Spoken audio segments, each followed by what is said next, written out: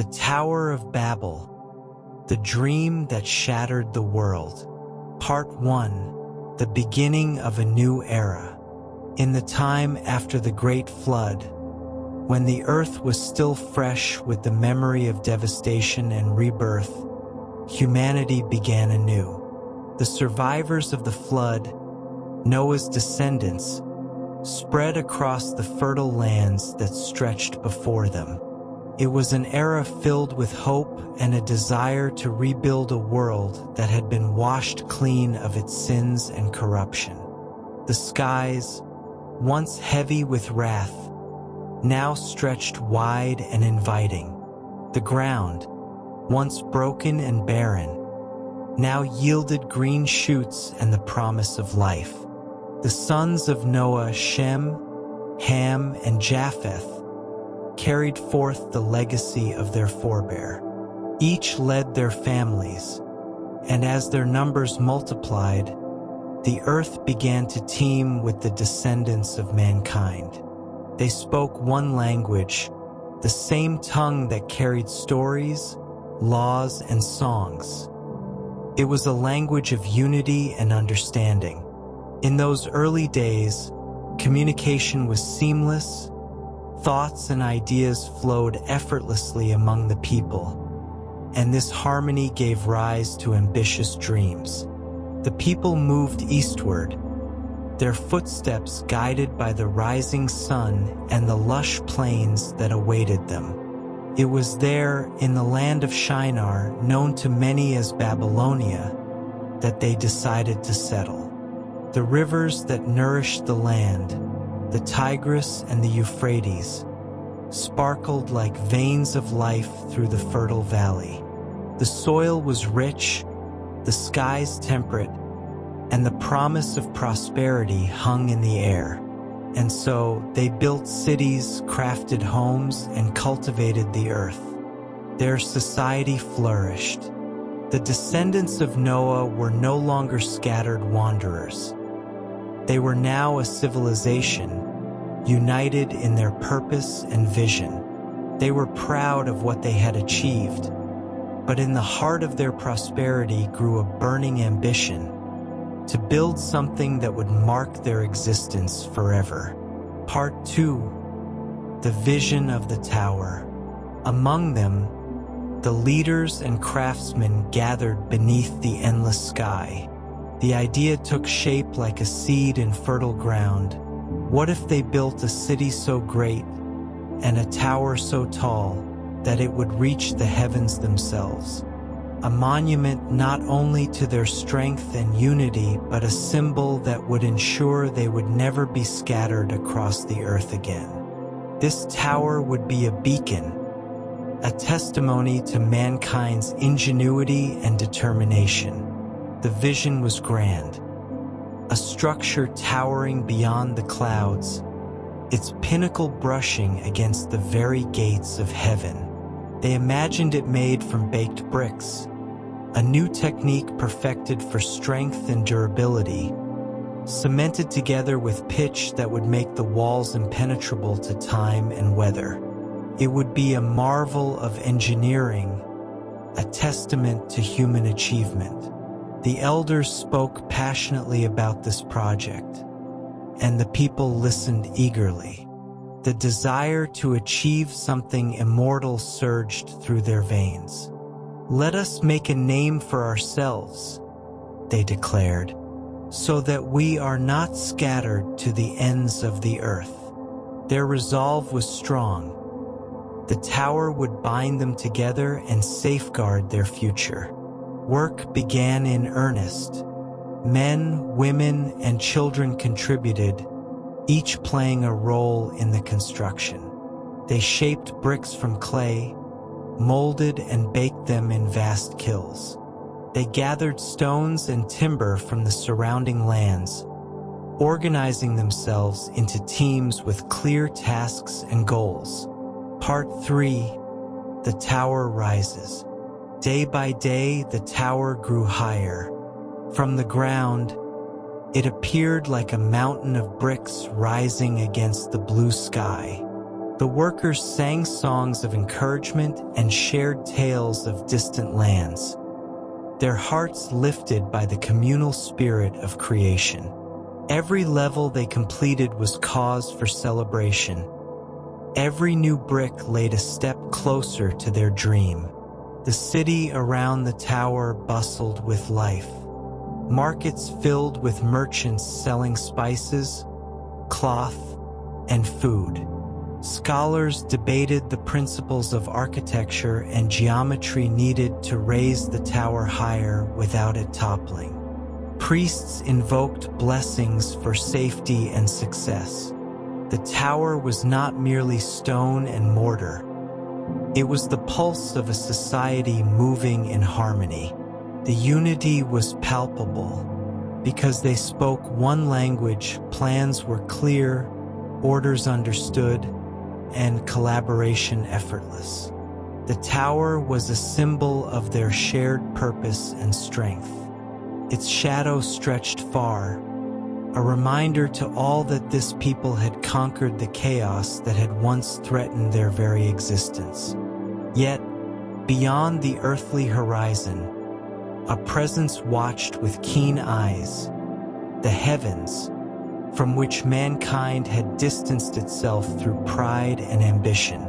The Lord, who had once seen the wickedness of humanity that brought the flood, now observed this new act of defiance.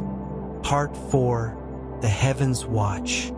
High above the clouds, in realms unseen by mortal eyes, the Lord beheld the work of man. His gaze fell upon the land of Shinar, where a city bloomed and a tower pierced the sky like a spear aimed at the heavens. From afar, the structure seemed magnificent, graceful in form, audacious in ambition. Yet God did not marvel as man did. He who had shaped the stars, the seas, and the sinews of time did not measure greatness as men did.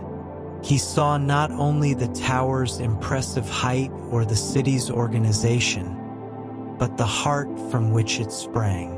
And what he saw troubled him. The people had been given a new beginning after the flood, a chance to walk humbly and righteously. They had not been commanded to raise monuments to themselves, but to fill the earth, to multiply and spread out. Their unity, once a gift, had now become a tool for pride. They were no longer seeking wisdom, nor drawing near to the Creator in reverence.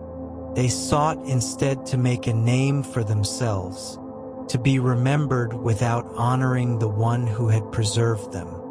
"The people are one," said the Lord, speaking to the heavenly host, his council of divine beings who witnessed the deeds of men. "And they all have one language, and this is what they begin to do. Now nothing that they propose will be withheld from them." It was not the height of the tower that concerned the Lord, but the spirit behind it. Humanity, once humble in the face of nature's fury, now sought to storm heaven itself. They had forgotten the flood, forgotten the ark, forgotten that it was not their hands that had saved them, but His mercy. The Lord saw the seeds of corruption sprouting once again, not in violence this time, but in vanity. It was a subtle pride, one that hid behind song and celebration, behind teamwork and shared dreams. But it was pride nonetheless, and it led them away from the path of wisdom. Part 5, A Divine Decision. The council stood in silence. The seraphim, radiant with burning light, folded their wings. The cherubim, guardians of divine mysteries, watched with unblinking eyes. A murmur ran through the heavenly court, not of fear, but of solemn agreement. The Lord, who had once sent a flood to cleanse the earth, would not destroy again. A rainbow stood as his promise. But now he would intervene not with water or fire, but with language, with the very tool that bound mankind together. "Let us go down," said the Lord, "and there confuse their language, so that they may not understand one another's speech." With that, the decree was set. The divine would descend not in wrath, but in wisdom, not to punish, but to scatter, to reawaken humility in the heart of man. The unity that had been used to exalt themselves would now be undone. Not forever, but for a time, until mankind would once again seek not their own glory, but the glory of the one who created them. So it was that the veil between realms thinned. The Holy stepped into the earth once more, not in flaming chariots or thunderous voice, but in quiet transformation. Not a single brick fell. Not a single cry was heard from the heavens. The judgment came softly, like a whisper carried on the wind. Part 6. Confusion among the builders. First, no one noticed. The morning sun shone golden across the plains of Shinar. Workers rose with the dawn, as they had for many months, and made their way to the base of the tower. The kiln fires were stoked, carts were loaded with bricks, and scaffolds were climbed. The tower stood proud, reaching ever higher, crowned by the mist of the clouds. Then it began. A mason called for a brick, but his words sounded strange to the laborer below. The laborer furrowed his brow and replied, but the mason only looked confused. A foreman shouted instructions, but half his team scattered in frustration, unable to grasp his words. As more voices rose, each speaking a different sound, the harmony unraveled. Shouts of confusion echoed through the city. Commands were misunderstood. Questions answered with gibberish. Familiar names now sounded foreign. Fathers could not understand their sons. Mothers wept as their daughters spoke in strange tongues. Friends looked at one another in disbelief, their lifelong language now torn from their lips. It was chaos, not of violence, but of broken understanding. What had been seamless now fractured. The rhythm of unity crumbled. The tower, still standing, loomed like a monument to confusion. Panic swept through the workers. Without shared speech, work ceased. Teams dispersed. Arguments flared into shouting matches that quickly dissolved into frustrated silence. Some blamed the elders, others the gods, but none could agree on what had happened, because no two people agreed on what had been said. Part 7. The Scattering of Nations. As the days passed, the once bustling city of Shinar began to unravel. The project that had united them, the tower that symbolized their greatness, now stood still. The bricks lay untouched, the kilns went cold, and the laughter and songs of builders were replaced with tense silence and murmurs in alien tongues. The city that had promised permanence now felt foreign to its own people. Groups of workers, now divided by language, began to drift apart. No longer able to understand their neighbors or leaders, they formed new alliances, tribes bound not by land or purpose, but by shared speech. Where once they had spoken in unison, now dozens of dialects filled the air, like the songs of birds, each calling in a different tune. Some tried to stay and rebuild order, but it was futile. Miscommunication bred mistrust. Small conflicts erupted between groups, and the sense of community, once so strong, shattered like pottery dropped on stone. And so they left. One by one, the tribes packed their belongings and departed from the city they had called home. Some traveled eastward into the highlands and forests. Others turned west, following rivers to fertile valleys. Some wandered into the deserts, some into the mountains. Each carried with them the memory of the tower, the ambition, the unity, the confusion. As they went, they took their language with them. Each tongue became the seed of a new people, a new culture, a new future. And the city, the tower, it remained, a vast, unfinished structure rising into the sky, surrounded by the silence of abandonment. Wind whistled through its hollows, birds nested in its cracks. What once was a place of bustling pride became a monument to division.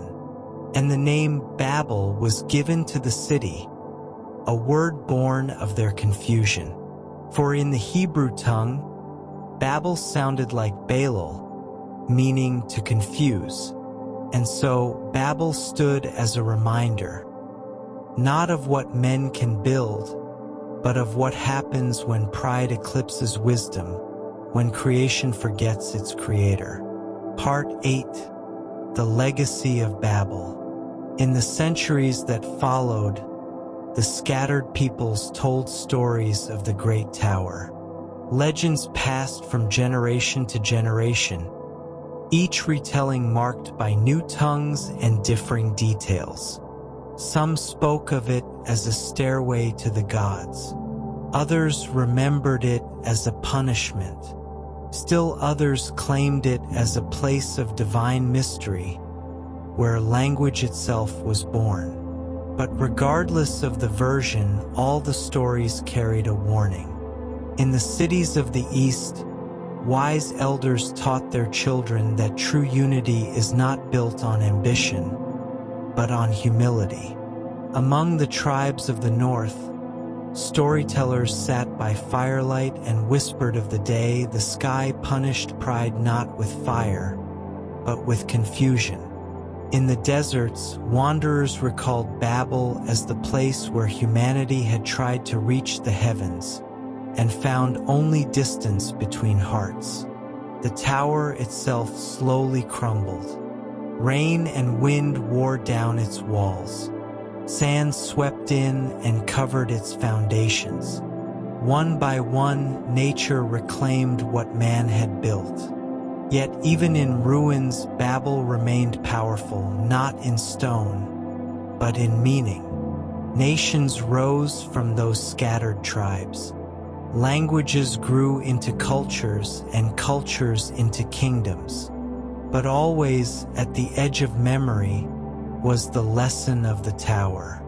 It echoed in the hearts of prophets and poets alike, that unity without humility leads not to greatness, but to division.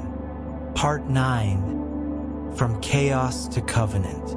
Though the tower was silent, its echo reverberated across generations. The scattering at Babel marked more than the division of language. It was the final unraveling of humanity's united attempt to establish greatness on its own terms. The unity that had once borne civilization now gave way to a world of tribal gods, divided peoples, and growing complexity. From the dust of Babel rose the seeds of the nations. Each tribe, speaking its own tongue, wandered with a new identity. With time, they forgot the names of their neighbors. They built new cities, carved new idols, and offered sacrifices to the stars. They looked to the sun, the moon, and the mountains for signs. Having lost their connection to the one creator in the chaos of Babel, They created gods in their own image, gods of war, of rain, of beasts and birth. But the Lord had not abandoned his creation.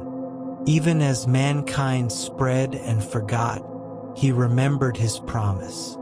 The rainbow after the flood still stood as a silent witness in the heavens. And though humanity had scattered and strayed, God's purpose remained: to bless the nations, to bring unity not through pride, but through faith. And so, from the fractured peoples he would call one man, not of renown, not a king, not a builder of towers, but a wanderer, a man whose heart would seek God in the silence, not in the sky, a man who would become the father not of one nation, but the key to restoring all nations. His name would be Abram. Part 10, the lineage from Babel to Abram.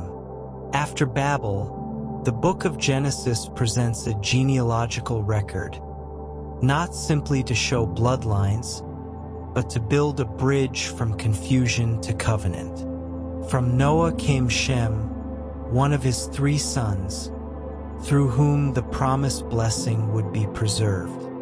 Shem fathered Arphaxad, who fathered Shelah, and so the generations continued: Eber, Peleg, Ru, Serug, Nahor, and then Terah. Terah lived in Ur of the Chaldeans, a city filled with towering ziggurats and star worship, a land rich in culture, steeped in idolatry. He had 3 sons: Abram, Nahor, and Haran. Haran died early and left behind a son named Lot. Meanwhile, Abram married Sarai, but she was barren. No children, no legacy, no name to pass down. And yet, in this man, this childless wanderer, the Lord saw a new beginning. Abram had likely heard the stories of Babel, perhaps passed down in whispers and family songs. The memory of the tower loomed large, a warning etched in cultural memory. He had seen the folly of false gods and the silence of the idols in Ur. And one day, the voice of the true God called him, not from a tower, but from the unknown. Part 11, the call. Go from your country and your kindred and your father's house to the land that I will show you. Those were the words that broke through the silence of generations. Not a command to build, but to follow. Not to ascend, but to walk. God was doing something new.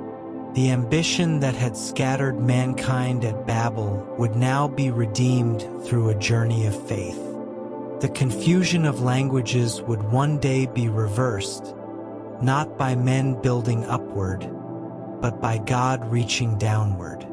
To Abram, God gave a promise: I will make of you a great nation, and I will bless you and make your name great, so that you will be a blessing. I will bless those who bless you, and him who dishonors you I will curse. And in you all the families of the earth shall be blessed. It was not just a personal blessing, it was global. Promise of restoration. Through Abram's line, the shattered peoples of Babel would one day find healing. Where there had once been prideful unity and divine confusion, now there would be humble obedience and divine covenant. Part 12, a world rewritten. As Abram journeyed away from Ur, crossing deserts and rivers with only faith to guide him, the world turned. The Lord's plan moved steadily forward, and though centuries would pass, and kingdoms would rise and fall, the legacy of Babel would remain. The memory of the tower faded into myth, but its meaning did not. It lived on in the warnings of prophets, in the poetry of Psalms, in the longing of nations for peace and unity. And it would echo once more, thousands of years later, in a moment that would mirror Babel in reverse. On the day of Pentecost, in the city of Jerusalem, people from every nation under heaven would hear the good news spoken in their own language. Tongues once divided at Babel would now be redeemed through the Holy Spirit. The church would be born, not through human greatness, but divine grace. And in that moment, the story would come full circle.